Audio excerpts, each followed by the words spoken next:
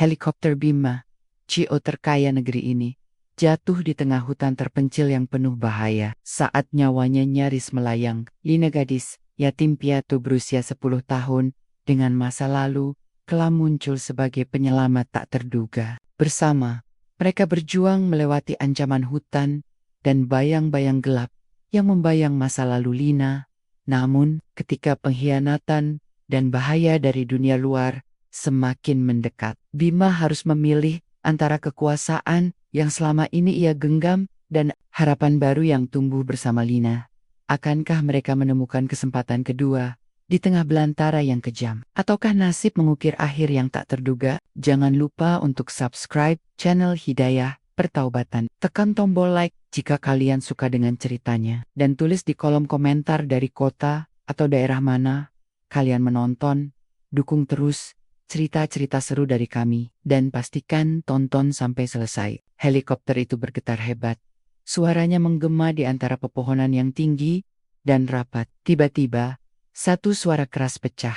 Sebuah ledakan kecil yang membuat udara seolah berhenti bernafas. Aku terpental ke samping. Tubuhku terbentur keras. Rasa sakit menyergap tanpa ampun. Segalanya berubah seketika. Dari dalam kabin yang hancur, aku melihat pepohonan seperti menari liar dalam kegelapan hutan yang tak kukenal. Suara sirine tidak terdengar, hanya desiran angin dan detak jantungku yang berlari kencang. Aku harus bertahan, pikirku. Suaraku hampir tidak terdengar sendiri. Tapi, di dalam hati, sebuah pertanyaan besar membelenggu. Siapa yang akan menemukanku? Dan apakah aku akan bisa keluar hidup dari tempat ini? Sakit di seluruh tubuhku terasa seperti badai yang tak berujung. Tangan kanan berdarah, dan sekujur tubuhku gemetar menahan dingin yang mulai merayap. Hutan itu sunyi, namun setiap langkah dan hembusan napasku seperti mengundang bahaya. Aku mencoba mengangkat kepala, menatap langit yang nyaris tertutup dedaunan rimbun. Matahari sudah mulai terbenam, dan gelap akan segera menelan segalanya. Waktu seperti melawanku, dan aku tahu malam di hutan ini bukanlah sahabat.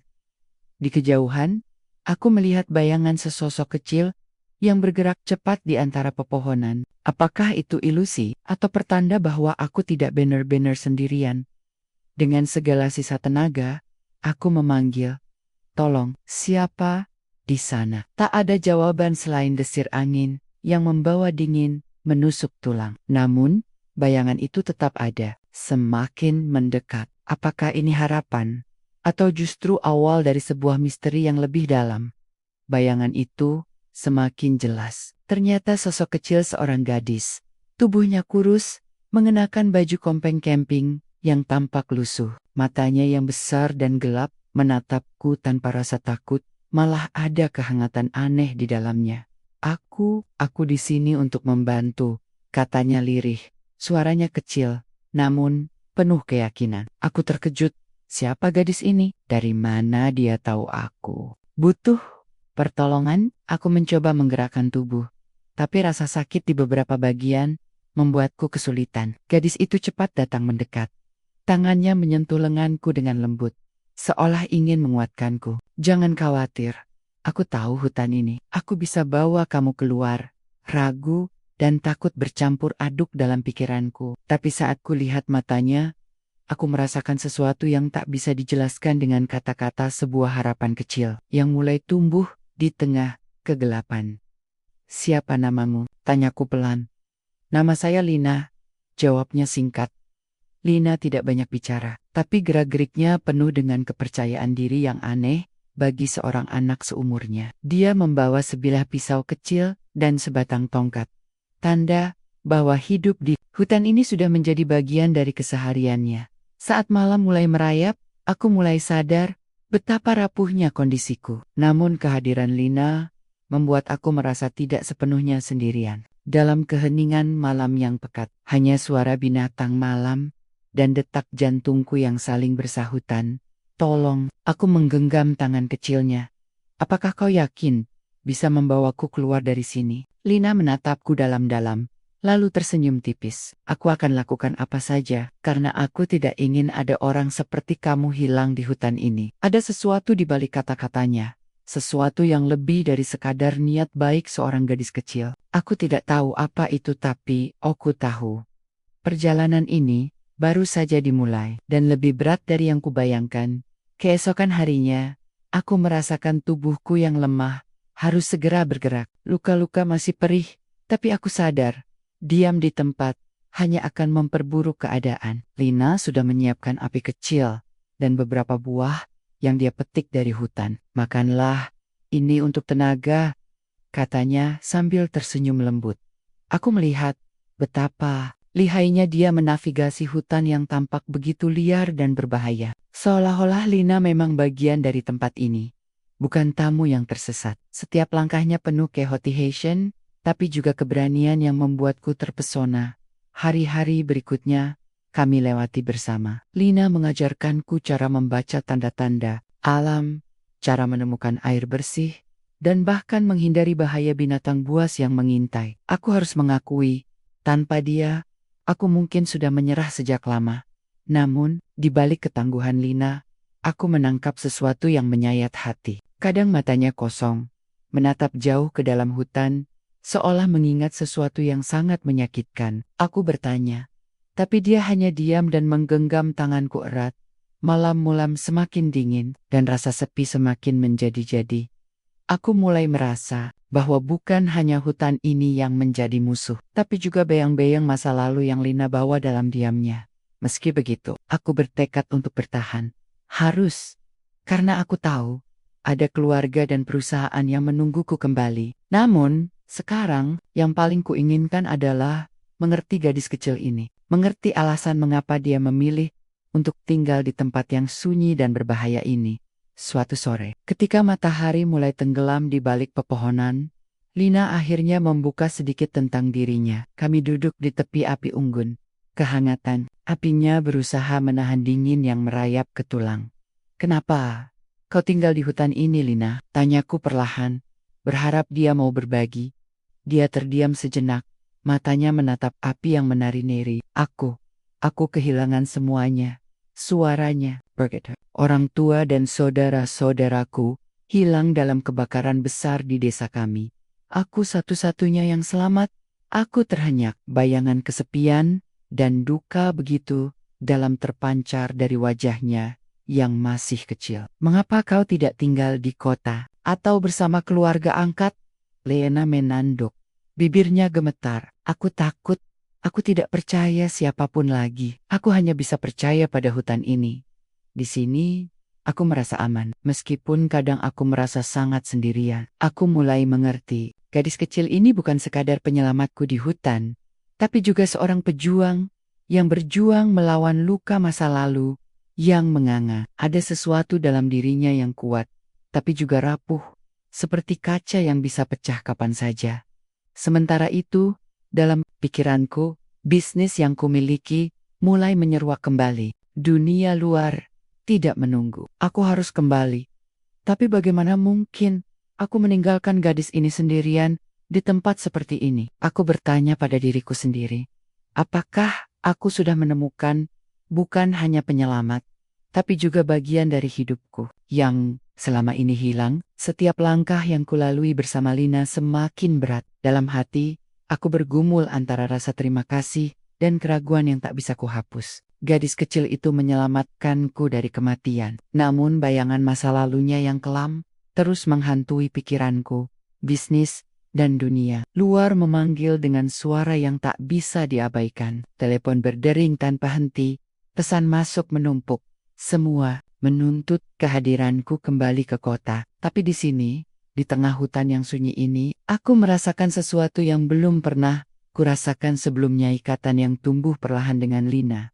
Apakah aku harus percaya padanya? Pertanyaan itu terus berputar di benakku. Bagaimana jika ada sesuatu yang disembunyikan? Bagaimana jika masa lalunya bukan hanya luka, tapi juga ancaman? Aku melihat Lina yang sedang asyik mengumpulkan kayu bakar, wajahnya serius, namun tenang. Ada kekuatan dalam dirinya yang tak bisa kuabaikan. Tetapi juga ada kesedihan yang dalam.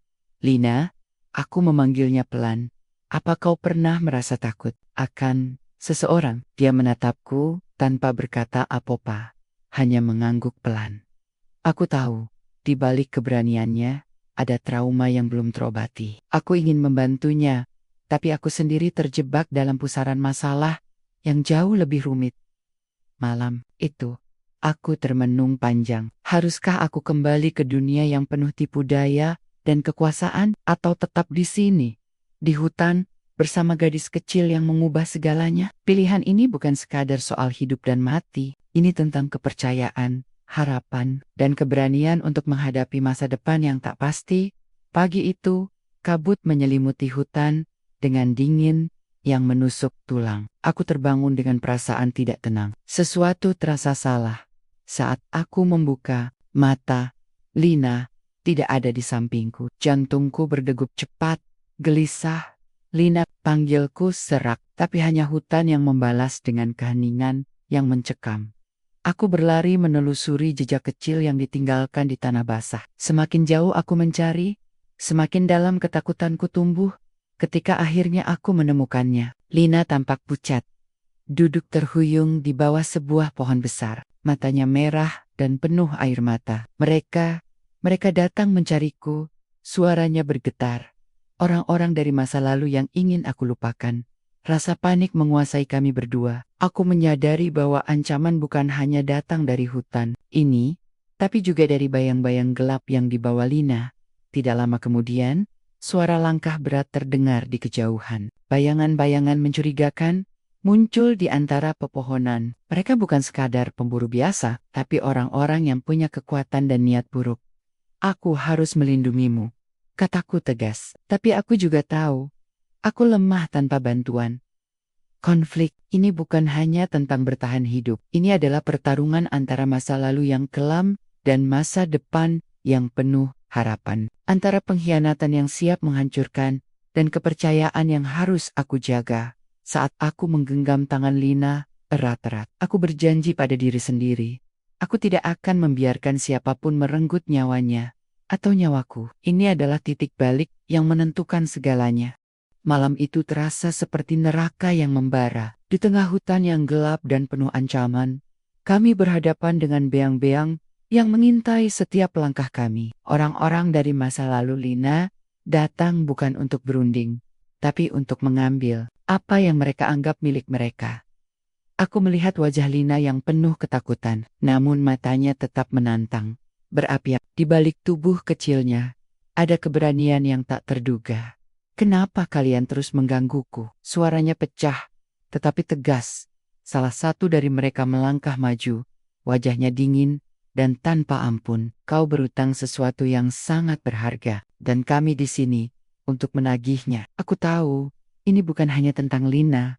Ini tentang masa lalu yang dia coba lari, tentang rahasia yang bisa mengguncang bukan hanya hidup kami, tapi juga dunia luar yang kutinggalkan.